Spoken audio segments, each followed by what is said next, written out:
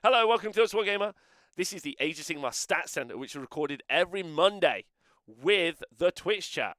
So this is where we look at event results from around the world. We're also backed up by the stats produced by the T-Sports Network guys, both Ziggy and Rob. And again, you can go find those stats on the honestwargamer.com. I go through all the event results looking at the 5-0s and 4-1s from 2-day, 5-round events.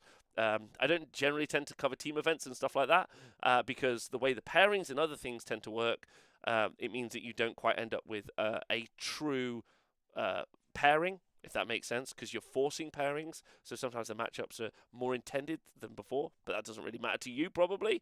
Anyway, all the lists will be in the link down below. So if you want to go click them and then click the links and go find the list, you can go do that. So they'll be available. We've got 297 players playing over 6 countries this weekend. We're going to be going to Australia, we're going to be going to New Zealand, we're going to USA, England, so places, Sweden, all over the world. So do go check it out. Go check out these events if you get the chance to. And that's it. That's everything. That's it. So let's get on with the show, I think. Oh, you can support me on Patreon if you fancy doing that. What else? What else is in my intro stuff? Stats on the website. That's what I normally say. The chat are great. I normally say that. Leave comments. Subscribe. Loads of you watch this. It says like 50% of you don't subscribe. Don't be that person. Subscribe. Right. Straight on. Oh, yes. Our largest event this weekend was the Rocky Mountain Open AoS Championship. And it had 58 players, so we haven't had like what we would call a super major. That's more of an American thing, what they say. But yes, well, we haven't had a massive one, but this is our biggest this weekend. It was held here in Colorado. Let me just show you. There you go. They are sunny. It looks like an observatory. Really nice, right next to a lake. So, you know, if you are getting a bit sweaty on the top tables, just dip yourself in the lake and go have a lovely time. Yeah, absolutely fantastic. Okay, so let's look at the placings. We've got 2 people in 5-0. Zach Pfeiffer, brother to Michelle, from Faultline 40k, and Joshua Glenn from Sunburst Standard. I actually haven't heard of either of these 2 gaming groups, so shout out to you guys. Get in touch. I love hearing about new clubs, new gaming groups from around the world. So shout out to the Sunburst Standards. Shout out to Faultline 40k. I hope you're all having a great time. Zach won the event, but also he went 5-0 with a Ogres list. So Ogre Tribes, Boulderhead, Frostal on Stonehorn, Huskguard on Stonehorn, a Bloodpelt Hunter, 1 Stonehorn Beast Rider, and 2 units of 4 Mournfang pack. Now this differs a lot from other Ogre lists that we've seen over the past few months. The Mournfang pack are something we haven't seen at all. We've seen the Iron Blasters drop off a little bit. From when they first came out, Iron Blasters aren't as popular as they once were. But we've seen the Stonehorns become a mainstay in the game. Specifically that Frostal and Stonehorn. It very much feels like the Rockmane Elder mount trait is pretty common. I'm really enjoying seeing the command trait Touched by the Everwinter becomes a priest and gets heal, so he's got more heals, so kind of like doubling down on the heroic action and also the Morpot, so I guess tripling down, 3ing down, 3rd down, that's 3rd base. Anyway, he's healing a lot on the Frostlord and Stonehorn. The Huskguard on Stonehorn with Metal Cruncher, because he's going for the double artifact, which I think we're seeing a lot of. If you can't be 1 drop, be loads of drops, take all the toys. That's my current philosophy. And then the Bloodpelt Hunter. Bloodpelt Hunter is fantastic. Very, very good into monsters anyway, but has also got that aspect of the champion Tunnel Master. So you got the 4+ teleport. No, you got the teleport, up, which I think is very good, especially for a unit that wants to shoot. Also gives you that very first turn battle tactic you don't have to think too much about. Allows you a trading piece. I don't have to mention that again now this week when I say Tunnel Master. The key part here is those Mournfang pack. Pretty crazy that they made it into the list. We haven't seen this yet. Haven't seen Mournfang doing really well. So really enjoy that. All in Boulderhead. The other 5-0 was Flesh Eater Courts. So no place for the week. It was a Grand Strat. And they had an Abhorrent Art Regent, a Abhorrent Ghoul King on Royal Terrorgeist, a Crypt Haunter Courtier, and a Abhorrent Ghoul King on Royal Zombie Dragon. Then unit of Crypt Ghouls and 2 units of fully stacked out Crypt Horrors. So that's 2 units of 9. And then the Cadaverous Barricade Endless Spell. Those units of 9 Crypt Horrors are in the Galician Veterans Battalion. That's something pretty important to talk about here. That means they can fight in 2 ranks, which is good, because they don't have a particularly solid profile. As you can see here, they've only got 1-inch range, even though they're quite large. Now, me and the chat have put this together. We've done some quick, dirty math. You can get over 100 attacks once you pile in an attack twice on these Crypt Horrors. They're hitting on 4s, but they're re-rolling if they're near an abhorrent, and they're damage 2. Any 6s to hit are going to be damage 3. So it's just a huge amount of attacks, and then using all of the other buff characters to buff those Crypt Horrors up so that they can scale very, very well. Economies of scale. And getting more and more attacks, generating more and more on what is a very cheap body. 110 points for only 3 of those. So love to see it. Fleshy Courts have been doing very well recently.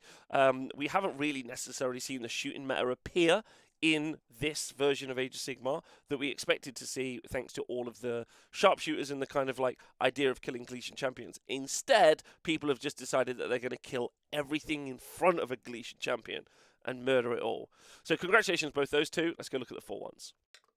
So this is just a quick, short, a little bit of content for Gloomspite Gits players. We don't necessarily have what I would call enough data to definitely make this declaration, because Jaws of Mork, at around 100 results, are sitting at a plus 60% win rate. However, if you take the whole Gloomspite Gits book, it's down to a 54% win rate, which we do have more data on because obviously that takes in all the other sub-factions. Jaws of Mork doing very well, maybe a little bit over the top, but absolutely none of them are in the 70% win rate like we saw at the beginning of Age of Sigmar 3. So the prophecies that Gits would be too good, they're very good, maybe a little bit too good, but they're not broken. Congratulations to Gits players. You've got yourself a solid book. No nerfs needed. Well done. In the 4-1 bracket, we've got a bunch of different armies and some legends. Dalton Cale, Jeremy Levesque, Matt Cale. Oh, are they brothers? That's fun. Colin O'Brien, James Chase, and Thomas Burgett. And finally, James Fryer all went 4-1. We've got a bunch of different lists in here, which is quite exciting to look at. We've got a Fire Slayer's Greyfjord army. Instead of doing double Flamekeeper, instead he decided to just absolutely stonk up on Hearthguard Berserkers. We've got a big brick of 15, another brick of 10 in here as well. He's got obviously a Rune Sun, a Magmadroth, and a Battlesmith with an Obsidian icon, which is nice to see. I don't think we've seen... it doesn't matter. And then he's got a cheeky Grimwrath Berserker in here as well, which is fun. Then we also have a Gits list, which is Loon Boss on Giant Cave Squig, Loon Boss, Squig Boss, Scragrot, some Boingrots, 2 lots of 10, some Sneaky Snufflers, 2 units, a big unit of Squig Herd, but only 24, not 36, and then 2 Mangala Squigs, which is fun as well. Then we got a Slaves to Darkness list, the Double Punch, the 1-2, the Falcon combo, the Downtown, the Overhead. I haven't got any more boxing analogies right now. But Matt Cale's running the Slaves to Darkness Kabbalist list. He had Archeon the Everchosen, Chaos Sorcerer Lord, Dark Oath Chieftain, 5 Chaos Knights, 8 Golems, 8 Legionnaires, and Krunspine Incarnate of Gur. So that's a lot. That's a lot turn 1 to deal with. You have to deal with a monster that potentially never dies, and then Archeon, who also is wildly difficult to deal with. So while they're gunning for you, and they can definitely fight over 2 objectives, which is fun, everything else can just be standing where it needs to stand and score the points.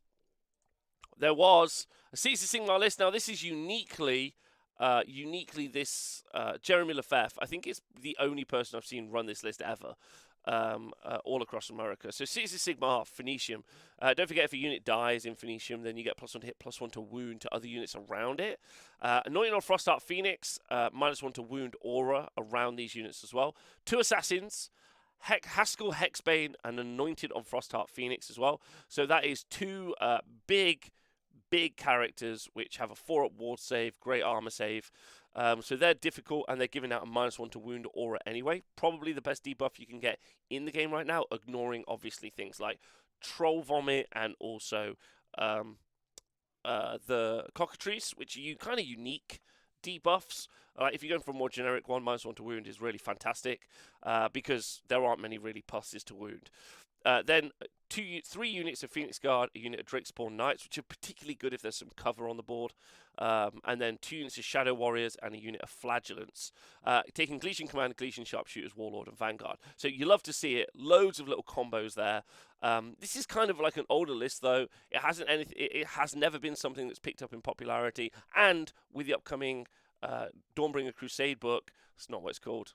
Is it called that? Is it called the Dawnbringer Crusade? Is that a World of Warcraft expansion? Anyway, with the new Cities of Sigmar book coming out in the summer with all new model range, not necessarily certain some elements are going to go into that. So I'm just going to shout out Jeremy for just playing it and being great. Matt Kale with his Slaves to Darkness, we've done that already.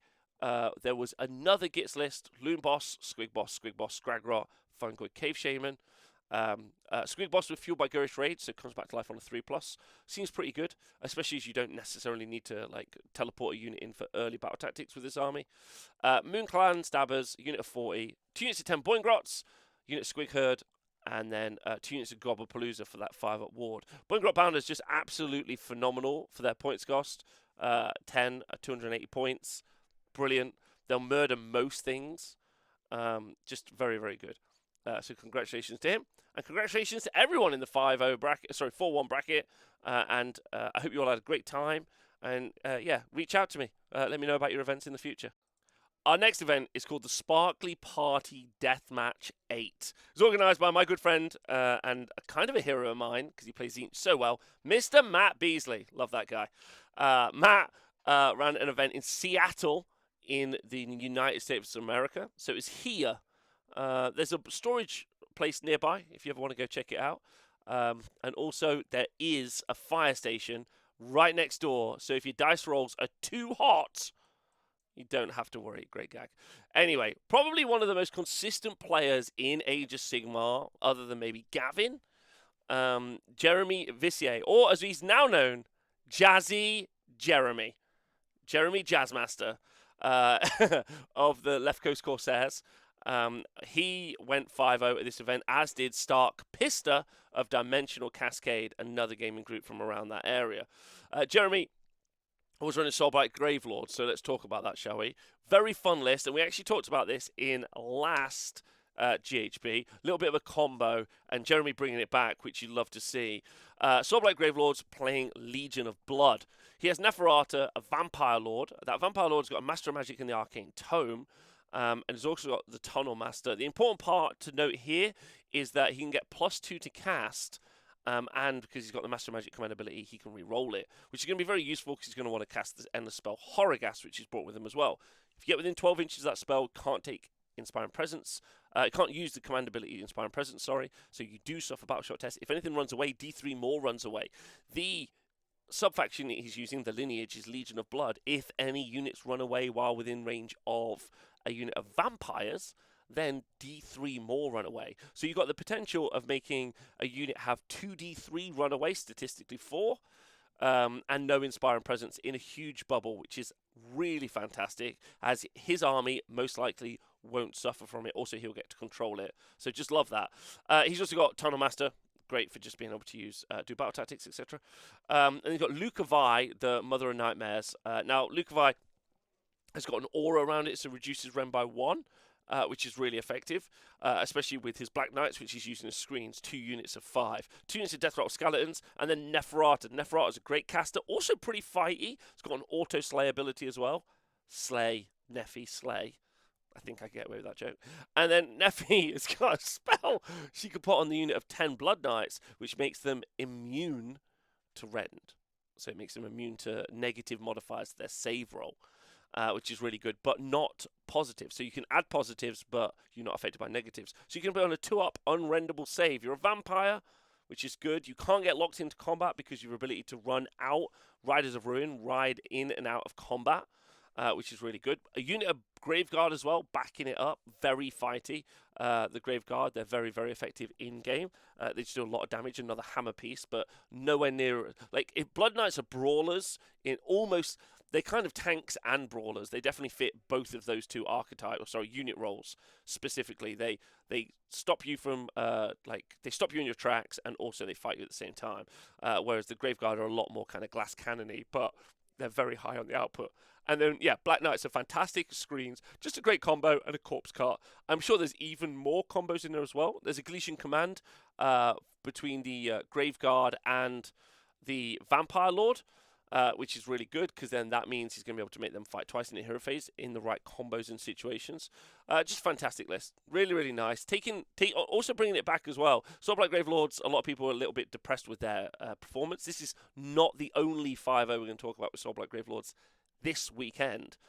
And then Kurt Plitzer, nailed that, Stark Pister, sorry, was running Stormcast Eternals, and his list was called Attack Protect. He had a leader, he had a Lord Castellan with a Quicksilver Draft. This is also one of my favourite combos in Age of Sigmar at the minute. Quicksilver Draft and Tunnel Master. Quicksilver Draft is good because it makes you always strike first. Combo that with his unit of 10 Protectors. So you charge the Protectors, probably don't kill loads of them. Well, you won't get to activate first anyway, because he'll use his once per battle, go first, and then the Protectors will strike first. So he's got that wombo combo because they're in the Galician Command. Stormstrike Chariot, just a great piece at 170 points. 3 Vanguard Raptors, and he's got the Holy Command. The Holy Command to shoot twice with Thunderbolt Volley.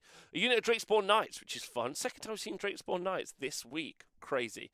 Crazy. Little Cities of Sigmar unit, 110 points. Probably being used the same as those Black Knights as a screen. 2 Dracothian Guard Fulminators, a great combat unit. 2 units of 5 Judicators, and then a Battle Mage and a Lord Relictor. So Lord Relictor is pretty good, especially in conjunction with the Battle Mage. You've got a very reliable translocate, so a teleport. Teleport is something very, very powerful, like the Protectors or the Fulminators, and then the Battle Mage put their spell on them for +2 to charge, so you could have a 7-inch rerollable charge from that unit, which is pretty good. So 2 great lists, doing very well, wildly different. Excellent work to both players. Hope they had a good time. In the 4-1 bracket, again, a huge variety of armies and some legends. We've got Ricky Manns, Dale Johnson, Robbie Best Steinberg, Luis Philip Supernat, Jeremy Cooper, Benjamin Chamillier, and Cody Quigley all went 4-1. Congratulations to them. All featuring different teams like Warp Dice, the Corsairs, and Victoria's Secret. Okay, so let's talk about some of the lists that are here. We had a Megakin list from the Fouling Host. Horticulate Slimmix gives +1 to hit to Beasts of Nurgle around him, and also re-roll charges, which means the 9 Beasts of Nurgle that are in this list are going to be charging in, charging out, well, retreating and charging, sorry, because they've got that ability on their War Scroll, and when they leave they do mortal wounds, and they charge in they do mortal wounds. A lot of charge phase mortal wounds affecting the game right now. Something really interesting actually in game. We're seeing it from ogres, obviously. We're seeing it from loads of different armies. It's that's why the chariot for Stormcast is so good. Selected Bar Piper with the Witherstave and the self-res champ trait. I like that. Written in here, that's fun.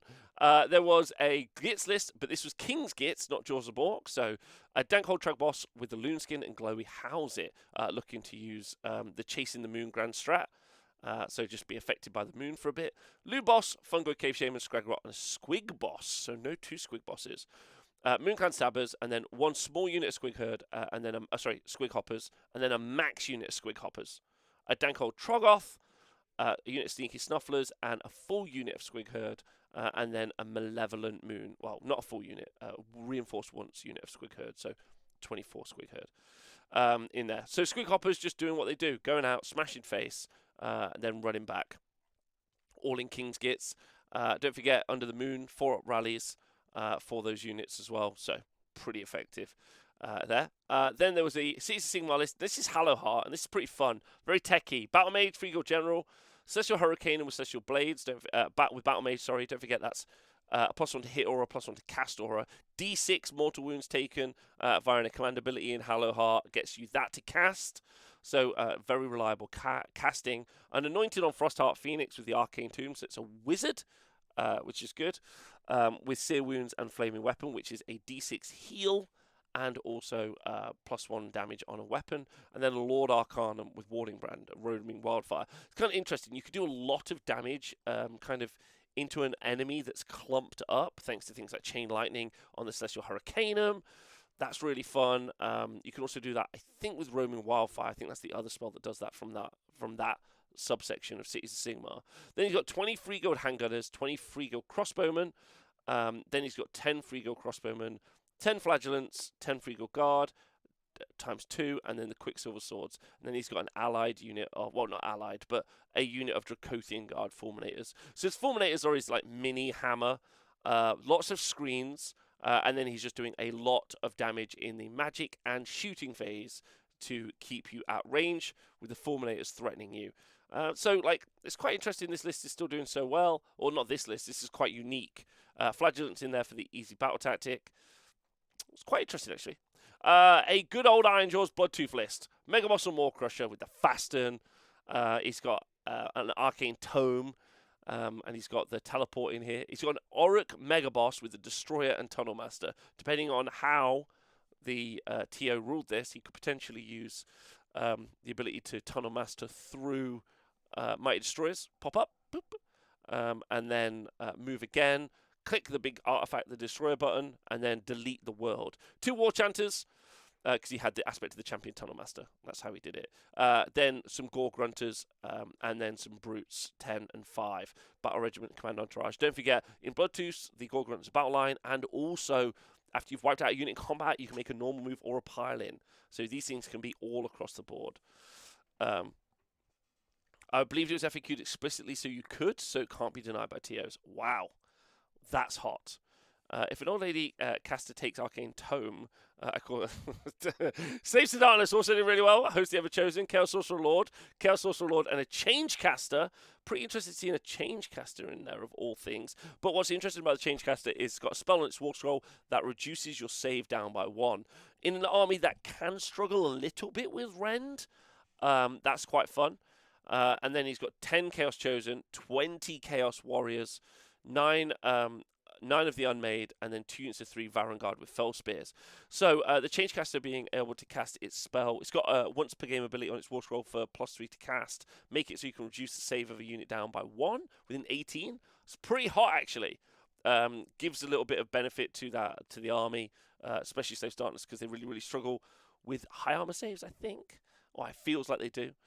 Maybe even makes the Chaos Warriors more relevant in close combat, which is quite fun. That's a nice little tech piece. I like that. That's really cool. Another Safe Darkness list, but this time Knights of the Empty Throne with Be'lakor, Chaos Sorcerer Lord and Manticore, Chaos Sorcerer Lord, and an Exalted Hero of Chaos. Then a unit of 3 Varangard in Khorne, 10 Chaos Knights in Nurgle with the -1, ignore -1 Rend banner, and then 5 Chaos Knights, and then 10 Splinterfang, and the Umbral Spell Portal. So interestingly, Be'lakor's War Scrolls always had a really good spell, -1 to wound, Wither. It's a great spell. Be'lakor obviously can shut down units as well, with Be'lakor's ability, Dark Mastery, to make it so units can't pile in and move. So can't do that, -1 to wound, and then you've got Nurgle units that are also naturally -1 to wound, ignoring a pip of Rend. Like that unit of Chaos Knights who are marked in Nurgle, they're going to be really tough to move away. Like, very, very good.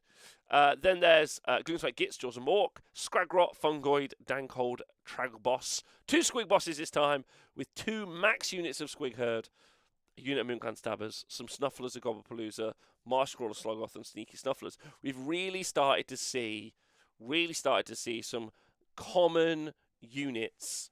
We started to see some common units in these Gloomspite Gitz armies.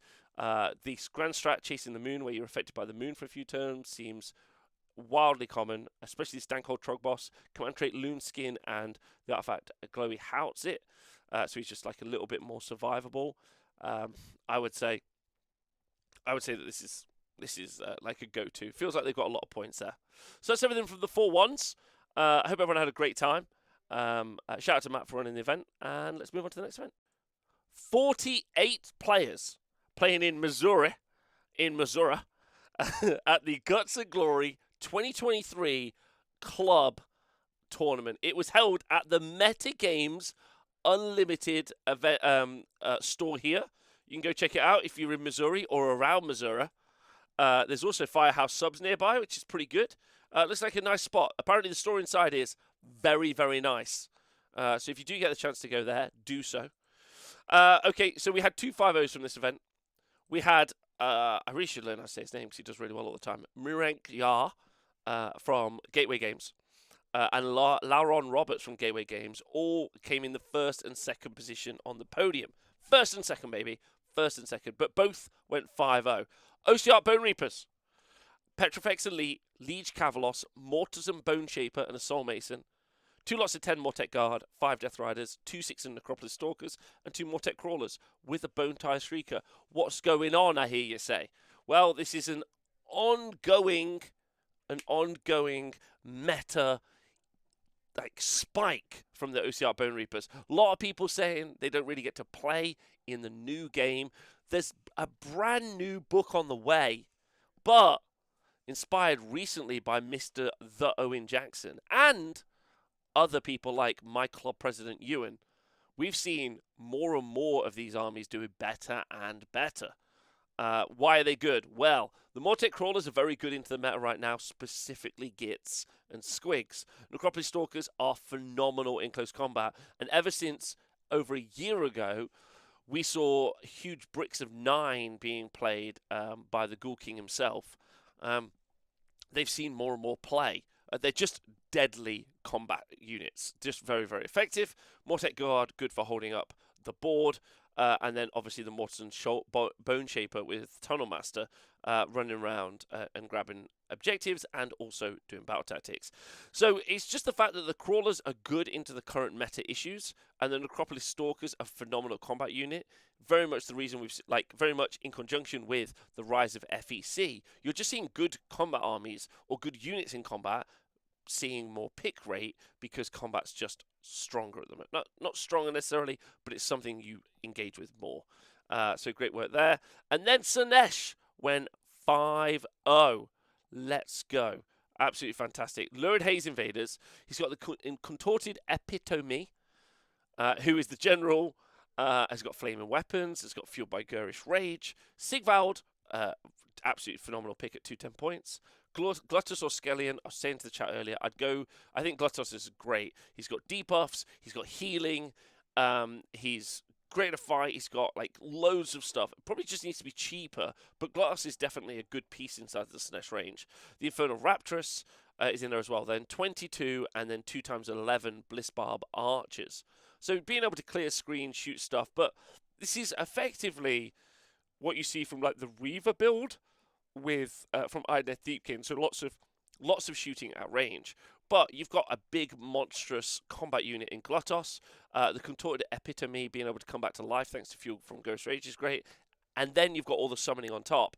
But they've always had a survivability issue, so 2 units of Cockatrices, so 2 Cockatrices in the list, making it so you can only hit them on 6s feels like a really nice kind of unit to put in, because what you're doing is you're increasing the survivability of those armies. And then you've got Mesmerizing Mirror, Wheels of Excruciation, and the Dreadful Visage, so the Endless Spells, looking to generate even more depravity points, because this is quite an interesting army, because its sustain is done through summoning. So they're able to generate lots of summoning points, and then spike high, summon lots, and then hopefully outflood their opponent. So that's their other way of surviving through the game. So pretty interesting. Really like to see it. Really nice to see it. And then let's go look at the 4-1s. There was actually another 5-0. I completely missed it, and I apologise to Carl Stokes, who also went 5-0, also from Gateway Gamers. So the Gateway Gamers took the 3 5-0 positions, which is pretty phenomenal. Well done to them. He got Kharadron Overlords, Barak Zilfin. He's got an Aethic Chemist, Endry Master. Now this is old Kharadron Overlords, an Arcanaut Admiral, and Gotrek. Arcanauts, some Gunshot Thunderers, and Ironclad, and the Wild Lightning Vortex. I'm not going to go through this in detail. I'm just going to say, obviously, I apologise that I missed you out on the 5-0s, and because obviously there's a new book out. So how this book works, or how this army works, isn't really relevant anymore. But shout out on the Swan Song of the Kharadron Overlord. In the 4-1 bracket, got a bunch of famous names. Joe Cryer, 4-1 with Zinch. Alex Cotter with some Sentinels in Lumineth Realm Lords. Keegan Graves playing with Skaven. Jesse Brandt with Stormcast Eternals. Paul Wright with Ironeth Deepkin. and Ryan Cavill with Flesh Eater Courts. Let's just take a quick look at the lists. Of Flesh Eater Courts list was in Blisterkin, which again, it's just the same thing. So the economies of scale. It's 9 Crypt Flayers. We talked about this in the other list. Getting all those extra attacks from all the buff pieces in the army, and then deleting stuff, just like we talked about with the last list. But great work there. Idoneth Deepkin, one of the few Idoneth Deepkin armies we've seen. Morphan with an Achillean King, a Soul Render, and a Celestant Prime. 2 units of 20 Reavers and 10 Thralls. Then a Lachelian Leviathan. That Leviathan is so useful turn 1 because he adds +1 save to in or around him, in addition to the +1 save you get for low tide for cover. So you can have a very tanky first turn army for the Deepkin. They're fast, they're mobile, they've got some great output in the Reavers. It's a ton of shots. You're looking at 80 shots coming in from the Reavers, and then you've got big damage from the Leviathan in combat, big damage from the King in combat. The main issue for Idoneth Deepkin, I think, in this edition so far has been sustain. That's been the major problem. So their ability. Celestant Prime also in there as well as another threat. I think if you are building more of a damage army, 3 threats is good. That works really nicely. So they've got, and he's got 4 really. He's got the King, the Celestant Prime, the Leviathan, and then you've got the Reavers just whittling you down. Which is pretty good. I like that a lot. That's great. Our Stormcast Eternals list, Hammers of Sigmar, had as Lord Celestant on Star Drake, a Knight Judicator, and a Lord Relictor with the Arcane Tome. And then 2 Fulminators and 6 Vanguard Raptors with long strikes. And then 3 some Vindicators and some Sequitors in his battle line. And the Soul Snare Shackles. Interesting. So I think this is going to be very much like what we've seen Star Drake's used before. Tank the enemy army, take loads of damage, because the Star Drake's very, very good for that. And then just shoot people with the Vanguard Raptors, take them off the board. And just keep pinning them in. Fulminator's doing some charge damage as well. Is really nice. Then you've got a Skaven list that did really well. Thornquall on Bone Ripper, a Verminlord Warbringer, an Engineer and a Greyseer. Then you've got 20 Clan Rats, 20 Clan Rats, 20 Clan Rats, and 3 Warp Lightning Cannons. Warp Lightning Vortex, Laquan the Soul Seeker, and Ravanax Gnashing Jaws. So loads of mortal wounds at range, punching through armor. Ravanax does quite a lot of mortal wounds, is very good. Warp Lightning Vortex does quite a few mortal wounds as well. The 3 Warp Lightning Cannons are just going to be gunning, and when you try to charge them in, try to charge at them, take out those Warp Lightning Cannons, you got Thanquol and the Verminlord Warbringer that are going to take you out. Nice counter-punch pieces or pieces you could put into the midboard. So yeah, really nice. Lumineth Realm Lords, as I said, it was Sentinels with Techless, so congratulations. And then the Tzeentch list was Host Arcanum, Kairos, a Fluxmaster, a Magister, and a Gaunt Summoner of Tzeentch on foot, not on disc. With the aspect of the champion fueled by Ghost Rage, so return to life on a 3+. 30 Carricks, 2 lots of 10 Carricks, some Ungor, and again a Cockatrice. That Beast of Chaos book is going to be pillaged, which is quite funny, for allies in all sorts of ways for what it brings to the army. Normally I'd say 30 Carricks not got much opportunity to survive. You can obviously give them a 5-up ward in this army. But throwing a Cockatrice in there so you can only hit them on 6s feels very good. Very good. So shout out to Joe. So that's everyone at that event. Shout out to the store owner. Shout out to everyone who's running it. And I hope they had a good time. The next event that we're looking at is the War in the North. But weirdly, was in Australia, which is in the Southern Hemisphere. But that's fine. It's not a big deal. It happened here at the Off Your Tree pub. That's where the event was, right there. In this lovely high street, located in Queensland. Love the lads over there in Queensland, so shout out. So we had 150 from this event. 150, and it was the Zenith Mills Shorter. He's playing Ogre Tribes. He has Boulderhead Army, +2 wounds to Stonehorns. And he had a Frostalon Stonehorn with the mount trait Metal Cruncher, and another Frostalon Stonehorn with Rotmane Eldar. -1 to wound, also applies in shooting. Very effective. What did I say earlier in the video? -1 to wound. Best generic debuff available, I think. And then also command trait Touched by the Everwinter. So he's also a priest, been given an arcane tome. So he's also a wizard. This guy's been upgraded to a priest and a wizard. And then has got flaming weapons. And then he's got a butcher, and then loads of Morn Fang packs. And then an Iron Blaster. 2 Iron Blasters, some Morn Fang, and Frostlord. So shout out to him. Legitimately, I think Ogres are in a fantastic place in the game at the moment. We're seeing multiple lists do really well. It's all thanks to the Stonehorn. Hope we don't see a points uptick on the Stonehorn. I think it's in a great place. Very difficult to deal with. It's just this big monster that's going to go and wreck your army. So I absolutely huge fan of that.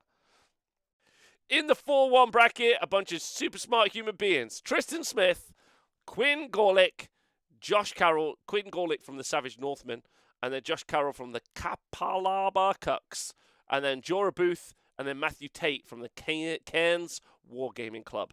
Cairns is beautiful. So, what were they running?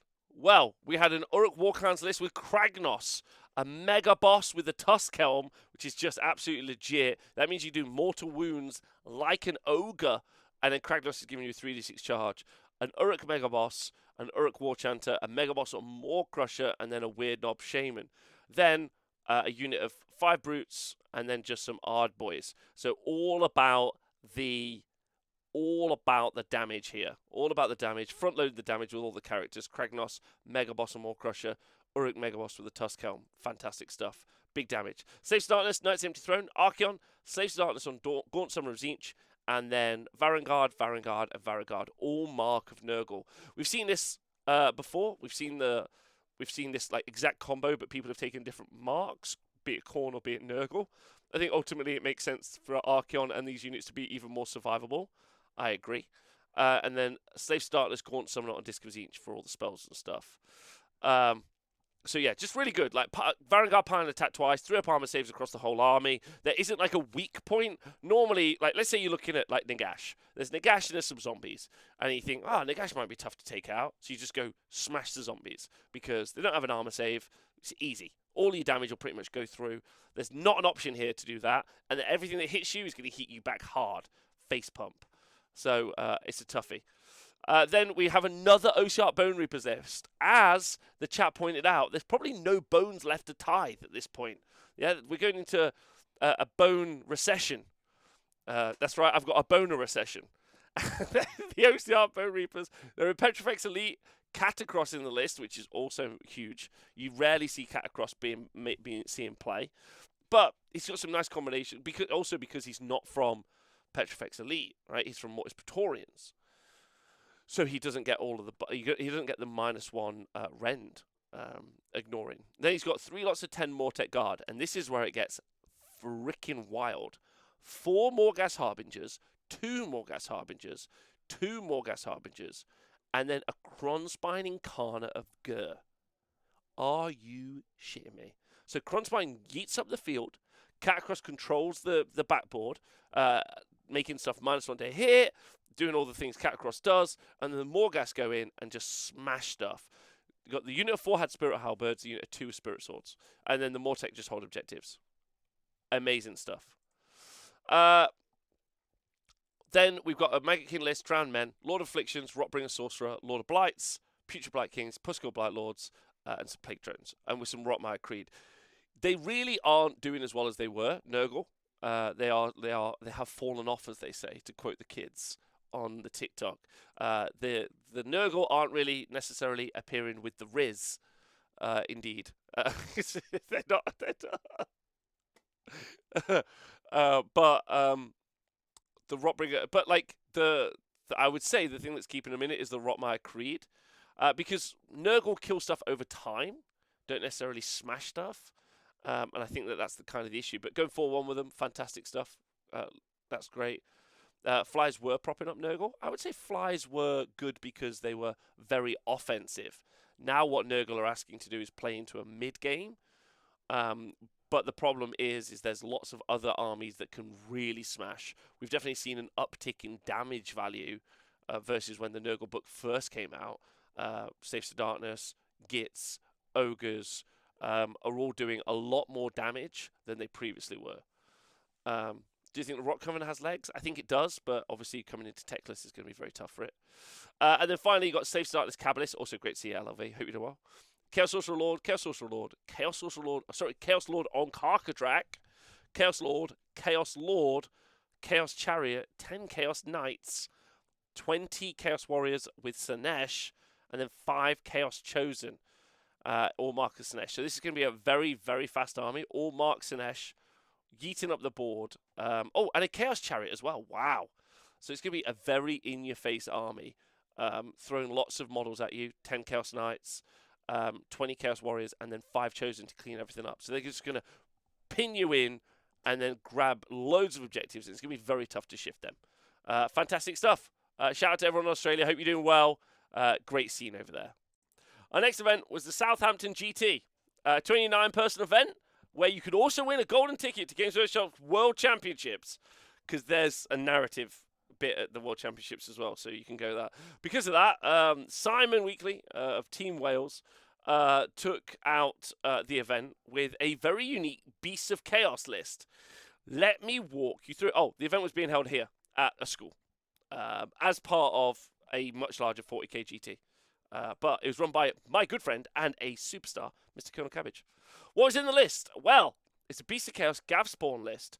And there were 3 great Bray Shamans, and one of them, that was the General, had a command trait that let Beast of Chaos unit move an extra 3 inches. Pretty important. Why is that important? So 3 great Bray Shamans doing all the nonsense that Bray Shamans can do. Mortal wounds off the edge of the board. Dragging units away. Well, he's got 1 unit of Ungor. And then he has 21 Gibbering Congregation Spawn. 21. Now, you buy them in units of 3. I know you're going to ask yourself, Rob, what the hell? Okay. Well, so when you take Gav Spawn as your sub-faction, you get these guys as battle line. And they're 5 wounds each with a 5-up save. But when you buy them as unit of 3, they immediately become independent units. So you have 21 individual units. 21. That gives you what we call board control. So because there's a 3-inch aura around units in Age of Sigmar, you can't get close within 3 inches until you charge them. Then what you're able to do is make it so that even you've got a big combat block, they can only really move within a certain range, and they probably could only kill a couple of the spawn a turn. Which is pretty interesting. They move 10 inches, but as we talked about already with the command trait, they're going to move 13 inches. They shoot 8 inches, okay? And you're like, a spawn shooting, Rob? Oh, no. Well, here's where it gets crazy. They've got D6 attacks each at 8 inches. Hits on a 3, wounds on a 3, rend 1, damage 2. And I know what you're asking yourself, Rob, what kind of damage output is 21 spawn? Think about it as 7 Iron Blasters. It's 7 Iron Blasters worth of damage doing their Hail Shot, is what you get. For a lot more wounds than you would get 7 Iron Blasters. It's 15 wounds for the 3. So I think it's a lot of wounds. It's a lot of wounds. I can't remember what it is. And then finally, if that wasn't enough, the output wasn't enough, which is crazy amounts if you think about it. A lot of damage every single shooting phase. Also, they have a way of surviving quite nicely. They've got this thing called Aura of Insanity, where if you're within an inch of them, you minus your attack's characteristic to down by 1 to a minimum of 1. So if you charge 2 in, or you're charged, 2 of your spawn are charged, then your opponent is reducing how many attacks they do by 2.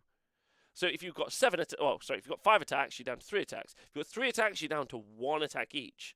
So that makes them a little bit more survivable, as well as doing a huge volume of output. Pretty funny. Simon's also named every single one of his units, which is lovely. You love to see it. So he's named every single unit, so it's a bit of a narrative gamer. You love to see it. Great little trick, great little army, and I hope everyone enjoyed playing against it. Okay, going through the 4-1s, we got Mr. Dominic Stonebridge of the 9-Inch Fails. Now, there's actually a competition running on Wargaming.com for the nicest person in Warhammer. Currently, Dom is in first place with over 700 votes. But if you do have a nomination for your favourite Wargamer and nicest person in Warhammer, do let us know. Dom was playing Gits, but we'll get that in a minute. Daniil, also, lovely fella, went 4-1.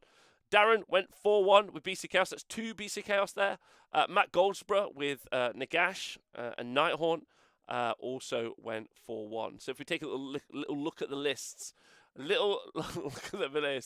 got Gooseback Gits, we got a Dank Cold Trogboss with Loonskin, we got Scragrot, and we got Squig Boss with Nasher Squig. 6 Rock Guts, 3 Foul Waters, 20 Moonclan Stabbers, 10 Boingrots, and 24 Squig Herd, with 6 Sneaky Snufflers and Scuttletide. Okay, so I mean, Rotguts are just Puskal Blightlords that hit harder, but have a few less wounds, but are as survivable. Rotguts, fantastic. Fell Water's great for stripping off the save of the enemy unit. That's very good. Moonclan Stabbers, holding objectives really well at range. Boingrot Bounders, deleting the earth. Squig Herd, deleting the earth. Sneaky Snufflers for the buff. So loads of survivability there and lots of output, which is important. And then we've got Beast of Chaos in Quake Fray. So a Doom Bull, a Great Bray Shaman, a Great Bray Shaman, a Great Bray Shaman. So this triple Great Bray Shaman being something we're seeing a bit. Doom Bull, very, very powerful, especially with Tunnel Master. And then you've got the 9 Bulgor. So the 9 Bulgor. So they get +1 to charge when they come in, don't forget. And they are going to delete stuff. They're going to slap stuff. Then you've got a Cygor and another Cygor. Don't forget they've got heal. So they can heal each other. They can eat end spells. Then 10 Ungor Raiders, 10 Ungor Raiders, and then 10 Beasts of Chaos Zangor and the Aether Void Pendulum. Again, using Warlord, Vanguard, a bunch of other stuff. Effectively, this is just a huge alpha strike. Those 9 Bulgor need to delete everything when they can. The Ungor Raiders are doing 2 shots each from off the board. Or is it a shot each? Either way. I think it's 2 shots each. So it's 20 shots, then they come from off the board. So that's going to be 40 shots. But there are 10 of them. So that means you're going to be doing, 30 of them in the list. So it means you're going to be doing like 120 shots, potentially. It's 4s and 4s, so it's not great. But there's always a quality in quantity. That's what I always got told. Then we got another Quake Fray list, Beast of Chaos. We got a Doom Bull, a Great Bray Shaman, a Great Bray Shaman. That Great Bray Shaman is bonded to the Krunspine Incarnate. And then there's 20, 40, 70 Ungor Raiders. 70 Ungor Raiders here, which I think means you're doing 280 shots, 70 from off the board, and then 280 shots, yeah. 140 points off the board, 140 shots from off the board with their ability, because they get to pick a point from off the board, and then 140 shots when they come on the board. Why this is really good, obviously it can clear a lot of screens, so the Krunspine Incarnate can yeet itself in, fight everything it wants to fight, and there you go. I think, and there's Gorgon in there as well. Sorry, I forgot the Gorgon. So I think you're going to see this a lot. Me personally, we know that Adam Mumford was already running a bunch of Ungor Raiders, and we already had him on the show a couple of weeks ago to talk about it. So I encourage you to go check it out. There's loads of little tricks. I think probably the highest skill cap army in the game right now is probably Beast of Chaos. So much utility as an army. And then finally, Nighthaunt, Quicksilver dead, Nagash. Everyone said he was dead. Well, he is, but he's back. Spirit Torment, Krulgas Cruciator. Then 20 Harridans, 2 lots of 10 Harridans, Emerald Spell Portal, and Chronomantic Cogs. The Harridans, don't forget, they ignore ward saves, so just do all that damage. And you can't take any ward saves against them. And then Nagash, pow, pow, pow, pow, doing the Mortal Wound, Arcane Bolt, Machine Gun from downrange, as well as Hand of Dust. Very good. Not even sure that's good into anything particularly meta at the minute, but just really good. Now, I don't normally do this or include this in the stats, but I'm going to do this today because Drew attended this event, and it was his first ever Age of Sigmar event, and in addition, his first ever 2 wins. He only went 2-3, but that's fine. That's great even. Fuck yeah. He went 2-3 at an event, and his first ever event where he went 2-3, or got any tournament wins ever. And you always remember, so just great. He's playing Soulblight Gravelords, Castelli Dynasty. Get those extra buffs once per game. Vampire Lord and Zombie Dragon. Nice, still with a 1-inch lance. And Prince Vordre, Double Dragon, like the TV show. Oh, game, sorry. A Vampire Lord and a White King, who's stubborn as a Rhinox. And then 5 Blood Knights. It's White King on foot, isn't it? Yeah. 5 Blood Knights, 10 Death Roll Skeletons, 20 Zombies, 5 Black Knights, some Craven Throne Guard. Hello. Some crossbows in a Warlord and a Battle Regiment. Oh my god, crossbows. And Drew also got Best Sports. First event, Best Sports. Absolutely fantastic. Yeah, that's spicy. Everyone in the chat just like, that's spicy. Why don't you put some ghosts in with your zombies? That's weird. Double Dragon, fist pumping people, I imagine. Cross boost clearing the way, and the Blood Knights charging in. Great work, Drew. Great work to anyone who goes to your first event. It's super fun. You should definitely do that.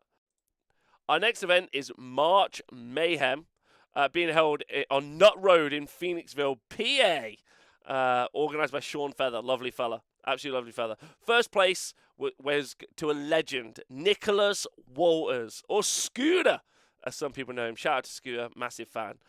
He was running War Clans, Iron Jaws, Bloodtooths. He had a Weird Knob Shaman, Mega Boss on Maw Crusher, 2 War Chanters, and an Uruk Mega Boss with that combo we love, Destroyer and Fueled by Gurish Rage. Oh, he didn't go for Tunnel Master. He went for Fire. Oh, that's fun. Went to Come Back to Life. That's awesome. Especially because you got access to fight in the hero phase. 6 Gore Grunters, 10 Brutes. Okay, absolutely brilliant. Thing to remember about Scooter is he just lost out on being the LVO champion, so the LVO runner-up this year by literally a point or 2 on that top table against Noah. Scooter's a lovely fella, so shout out to him for doing so well. In the 4-1 bracket, we've got a literal smorgasbord of legends. Got Mike Vaginos. What a superstar. Tough crowd. Matthew Obringer from the Bottom Table Bullies, like his friend Nicholas Waters in the Bottom Table Bullies Club. Love that name. Carl Ong, my enemy in the tough crowd. Sergio Ortiz, tough crowd as well. Ron Wisemer and Scott. Oh no, and Ron Wisemer. They're all our 4-1s. So we've got Safe Darkness, Archeon, Chaos Sorcerer Lord, Exalted Lord, and a shit ton of Splintered Fang with some Chaos Knights. There's actually a review of Gear Videl's winning Splinter Fang Chaos list on Patreon, available right now. If you want to go check it out on the Honest Wargamer. Absolutely fantastic. Groups like Gitz, being played by probably an idiot. Joseph Hawk, Daghold Trugboss, Grinkrak, Scragrot, and Squigboss on Nasher Squig. 2 lots of 20 Moonclan Stabbers, holding objectives from 9 inches, pretty nice. Squigherd, and then 15 Boingrot Bounders. Then he's got 6 Sneaking Snufflers and a Marsh Crawler Slogoth. Yeah, Carl Strong is who did really well with this, but he's fine. Skaven, a Claw Lord, a Greyseer, Thankwall, another Greyseer, and a Deathmaster, an Arch Warlock. Gutter Runners, Storm Vermin, Clan Rats. Emerald Lifeswarm, Laquan, and Warp Vortex. Not really much to say about this. It feels like every Skaven list is really just powered by Thankwall and the Boat. Because that's your threat. Everything else is just really put together. I like the Gutter Runners. It's pretty nice. It's a massive unit of Storm Vermin, actually. But there's no like double Death Frenzy that you get from a Warbringer. But Death Frenzy, which is Fight on Death, is available on that Greyseer. So definitely those Storm Vermin with Fight on Death. Fight on Death pretty good at the minute. Pretty good. It's like you've seen a lot of Fight on Death. Soulblight Gravelords in the Vrykos dynasty. Vampire Lord, Belladama, Necromancer. Manfred von Karstein, very useful. 20 skeletons, 10 direwolves, a corpse cart, and then the 2 bricks of Graveguard.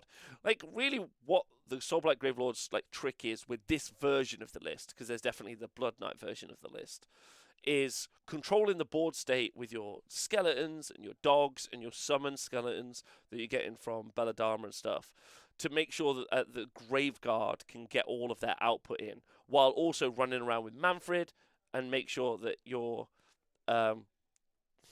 hitting stuff. You're threatening with Manfred the entire time, organising your enemy. Can never have enough wolves. It's so true. That's so true. And then finally, Soulblight Gravelords, Legion of Blood, Neferata, Vampire Lord, Zombie Dragon, Manfred, Vampire Lord, Death Rattle Skeletons, Direwolves, and then a big block of Blood Knights. So again, those Blood Knights. Oh, and a Horrorghast in Legion of Blood. So same combo we saw Jeremy do well with, but a 4-1. Let me tell you, Soulblight Gravelords really turning up this week. Just saying. Our next event was the Silverstream Smackdown, organised by Zane Burkitt over in New Zealand, of all places. I know you're asking yourself, Rob, what's it like playing? It looks like this. If you listen to the podcast, I describe a beautiful rolling hills scene with nothing but green grass and a really nice healthcare system. So, who won the event? Well, there was no 5-0s, and instead Lee Wilmer and Jimmy Page both got 4 in a draw, which is perfect, both drawing against each other in round 2. Congratulations to both those 2 players. So what were they running? Well, Lee was running Sylvaneth and Jimmy was running Beast of Chaos. Sylvaneth is Heartwood, and it's our first Sylvaneth list this week. Warsong Rev, a Tree Lord Ancient Archrev, and then loads of Kurnoth Hunters, a 6 with Scythes, a 3 with Bows, and then some Revenant Seekers and some more Tree Revs. So pretty much what I would say is like a standard Sylvaneth list. Tree Revs are holding objectives and teleporting around. The Revenant Seekers is a nice, fast utility piece with that Kurnoth Scythe unit bumping in and out, which is pretty fun. Archrev for giving them extra attacks, Tree Lord Ancient for popping down a tree, and the Warsong Revenant. The book kind of writes itself in a lot of ways because all of these elements work so well together. But it's taken a very skilled pilot in Lee to get it to this level because we rarely see them actually do super well all the time. Now, Jimmy the Page is a former, so James Page is a former CanCon winner, and he's just an all-round legendary gamer. Beast of Chaos Dark Walkers, a Doomball Bray Shaman, 20 Ungor, 10 Ungor, 6 Bulgor, 10 Ungor, 6 Zangor Enlightened on discs, and the Kronspine Incarnate of Gur. Fascinating. Fascinating. Feels like a kind of pivot that had to happen with a new book, maybe? But 20 Ungor Raiders shooting 40 shots off board, 6 Bulgor going in and slapping people after the Kronspine Incarnate of Gur pins them in, and then the Enlightened being very fast and threatening the backboard. Absolutely fantastic. Looking at the 4-1s, we got Lockie Reed with Skaven. We got Ryan with Soulblight Gravelords again. And then Sean Bates, Big Sean, love that guy, with Lumineth Realm Lords in Helon. So just to go through Sean's list, he had Teclis, the Cathalar Wind Mage, 5 Wind Chargers, 10 Wardens, and then 40 Sentinels, with the Rune of Petrification, the Burnhead, the Umbral Spell Portal, doing all of the work. Shout out to Big Sean. Big Sean has been running that list and also Lumineth for a long time. He used to run Stormcast as well. Super nice guy. Skaven, Verminlord Corruptor. Oofed. You don't see that often. Greyseer, Master Molder.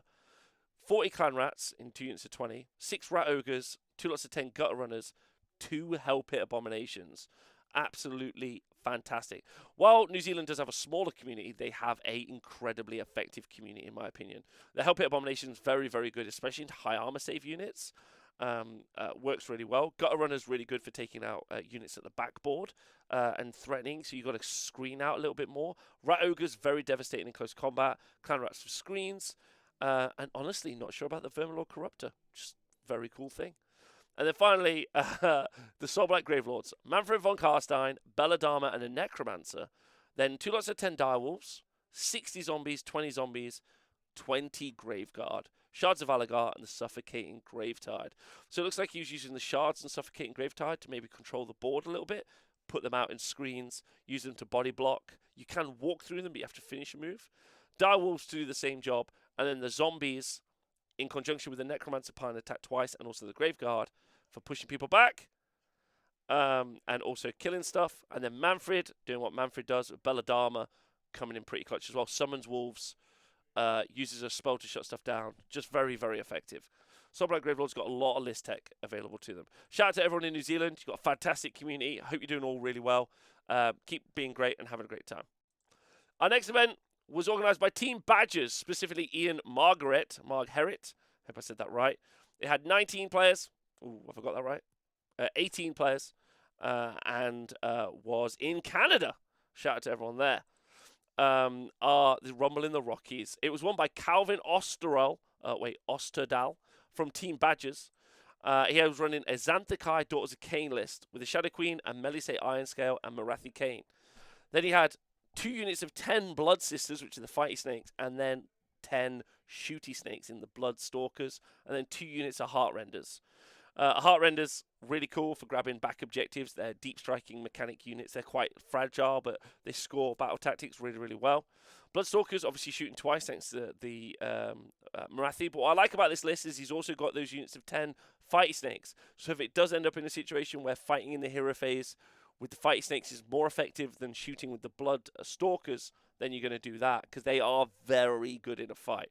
So absolutely love that. And obviously Marathi is very difficult to kill.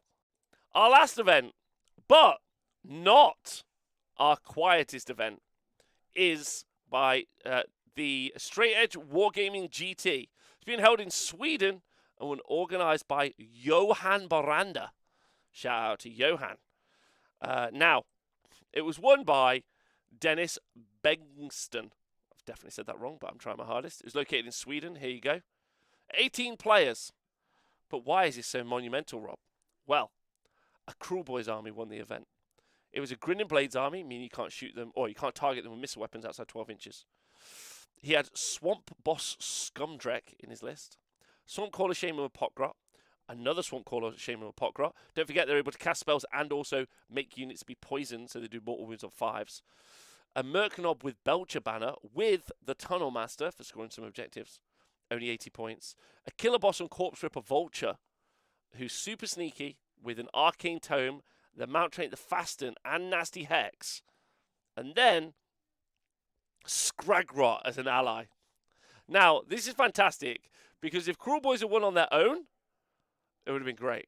But Cruel Boys with the asterisk Scragrot is perfect. Scragrot, probably better than the Lord of Change in every single way, and is like 300 points cheaper. Yeah. And then 10 Gut Rippers, 10 Gut Rippers. Yeah, basically what we're saying is Scragrot won with 1,840 points of allies. 10 Gut Rippers, 10 Gut Rippers, 2 lots of 10 Hogrot Slitters. That's actually really nice to see that, because quite clearly he's worked out that you need to screen a little bit better here. And the Slitters do the job of that. Then 6 Man-Skewer Bot Boys, 6 more Man-Skewer Bot Boys, and then Ravanax Gnashing Jaws and the Burning Head. So I like that, because he's added on damage from his casters. He's added on Ravanax and the Burning Head to do damage at range, right? Which is just the best. I can't congratulate Dennis Bengston enough. I also want to shout out Adam Sath for also going 4-1, and just everyone for attending this little event. I hope everyone had a great time. And that's not the only events that happened this weekend. There was also the German Team Championships, which was won by Team Belgium, I think, which is huge. Loads of teams of 8 playing, practicing for Worlds, so congratulations to them. There was also an event at Talavera over in Spain, but again, they don't track that information. We had 2 other events happen in the UK, but they didn't use any tournament software, so we can't use. So while we had 297 players, we probably had close to 400 to 500 nationally if we track everything together, which is internationally, which is amazing. That's fantastic. 500 people playing games, having fun, enjoying themselves, which is really excellent. As for the results, well, they speak for themselves. Wildly diverse. Loads of 5-0s, but of course, many feature through this. Beast of Chaos, Gits, Soulblight Gravelords all seem to be doing particularly well this week, which is outstanding and fantastic to see, as well as loads of little like one-shots of like, you know, a Lumineth popping here or there, or there was a couple of Lumineth actually, but an Ideth Deepkin popping in, our cute little Cruel Boys. We've had a meme list do well with all of our spawn, so it's really great.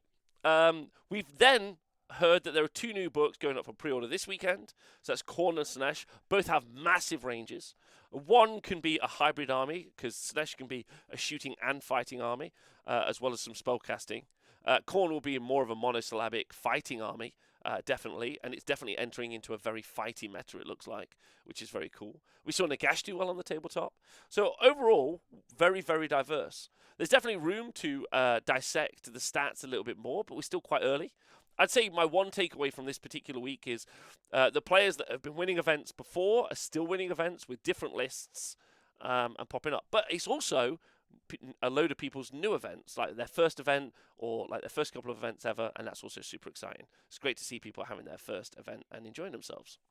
So overall, how do I feel about it? I feel like the game's in a good place. Some of the armies are very good.